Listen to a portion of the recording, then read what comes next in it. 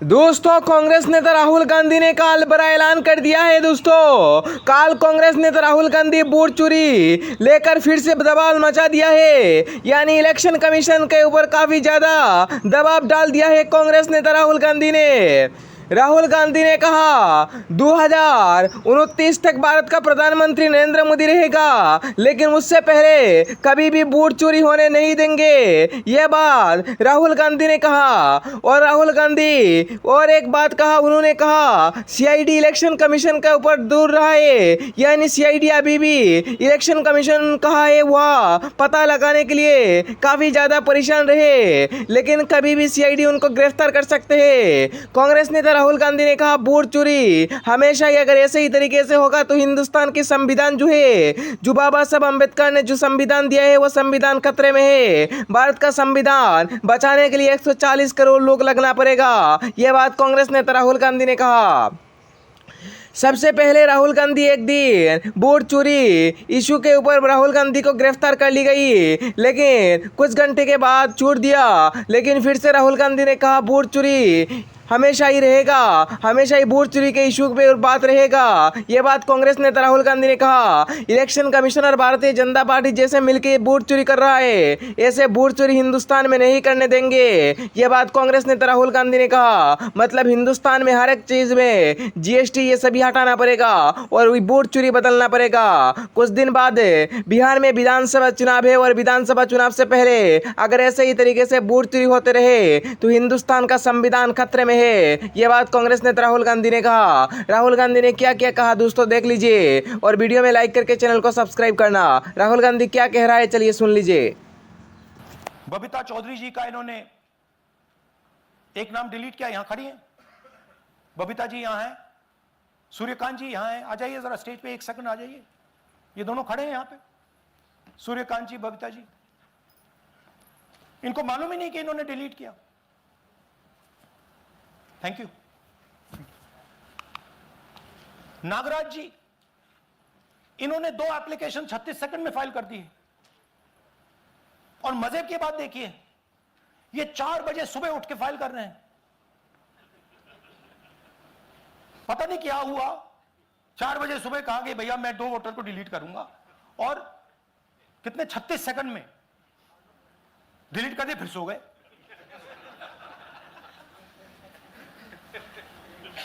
हमारी माइंड में पहले सवाल था कि क्या इलेक्शन कमीशन भी सो रहा है, मगर नहीं, सोया कोई नहीं है, जगे हुए हैं, सिस्टमैटिकली मदद हो रही है। यह देखिए दूसरी बात, जो भी डिलीट कर रहा है वोटर लिस्ट में उसका सीरियल नंबर 1 है। मतलब जो भी वोटर लिस्ट में पहले नंबर पे आता है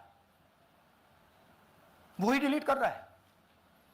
5वें नंबर वाला, 7वें नंबर वाला, 10वें वाला कोई नहीं कर रहा। तो हो क्या रहा है, सॉफ्टवेयर से यह काम किया जा रहा है। सॉफ्टवेयर प्रोग्राम कह रहा है पहला नाम निकालो और इसका प्रयोग करके डिलीट करो।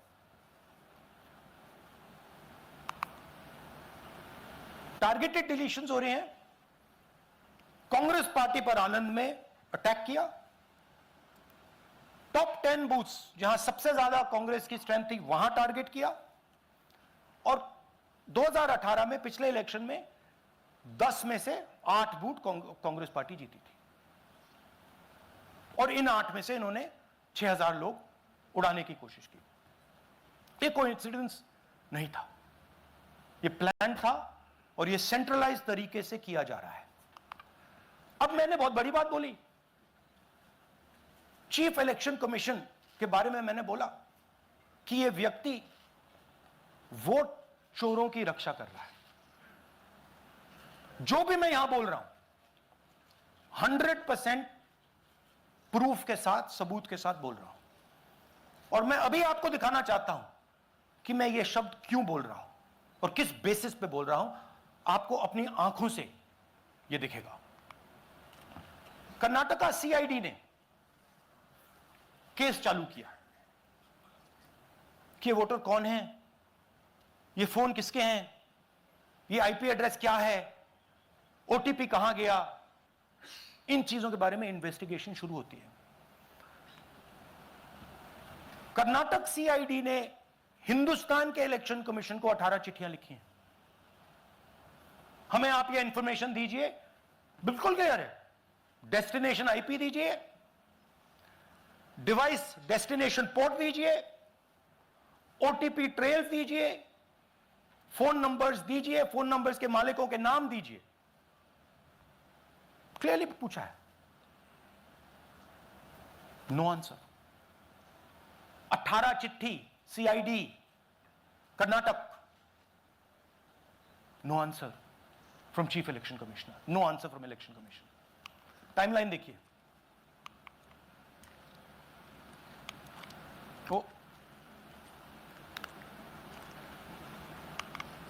ओके, फरवरी 23 में इन्वेस्टिगेशन शुरू होती है। मार्च 23 में कर्नाटक का सीआईडी चिट्ठी लिखती है ईसीआई को कि हमें सारे डिटेल्स दे दीजिए। अगस्त में इनकंप्लीट डिटेल्स दी जाती हैं, जिससे कोई इन्वेस्टिगेशन आगे नहीं बढ़ेगा। जिन चीजों की जरूरत थी वो नहीं दी, जिसकी जरूरत नहीं थी वो सारी दे दी। पहला सबूत। दूसरा सबूत, 18 बार रिमाइंडर लेटर गए हैं। आपको अगर सीआईडी एक बार लेटर भेज दे और आप नहीं गए, आप जानते हो क्या होगा। यहां पे इलेक्शन कमीशन को 18 बार लेटर गए हैं, कुछ नहीं हुआ है। बाद में क्या होता है, कर्नाटक ईसी इलेक्शन कमीशन को लिखता है, कहता है भैया हमें दे दीजिए, आपको इंफॉर्मेशन देना पड़ेगा। No reply. मार्च 25 में आखिरी लेटर सितंबर में गया है, कुछ ही दिन पहले।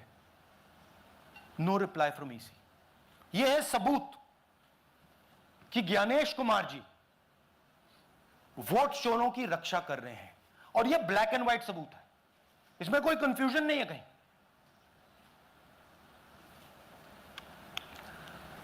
तो सवाल उठता है, ये है कौन जो सेंट्रलाइज तरीके से कॉल सेंटर के प्रयोग से, सॉफ्टवेयर से अलग अलग प्रदेशों में वोट डिलीट कर रहे हैं, ऐड कर रहे हैं। इलेक्शन कमीशन जानता है, ज्ञानेश कुमार जी जानते हैं। अच्छा, ये सिर्फ आनंद में नहीं हुआ, ये अलग अलग कंस्टिट्यूएंसीज में हुआ है। आनंद में लीगल प्रोसेस चालू हो गई, पकड़ लिया। यहां महाराष्ट्र में उसी मोडस ऑपरेंडी से, उसी सिस्टम से यहां पे वोट ऐड हुए हैं। आनंद में डिलीट, रजौरा में एडिशन। 6850। आपको याद होगा पिछले प्रेजेंटेशन में मैंने आपको नाम दिखाए थे, ये देखिए वही नाम यहां है। वही सिस्टम महाराष्ट्र में चल रहा है जो कर्नाटक में चल रहा था। नाम वैसे ही है, जेडब्ल्यू जेडब्ल्यू जेडब्ल्यू, पता वैसा है, जेडब्ल्यू जेडब्ल्यू, नाम यू ऐसे किसी ने टाइप करके लगा दिया। तो जो ये काम कर रहा है, ये उत्तर प्रदेश में, हरियाणा में, बिहार में, कर्नाटक में, महाराष्ट्र में वही कर रहा है।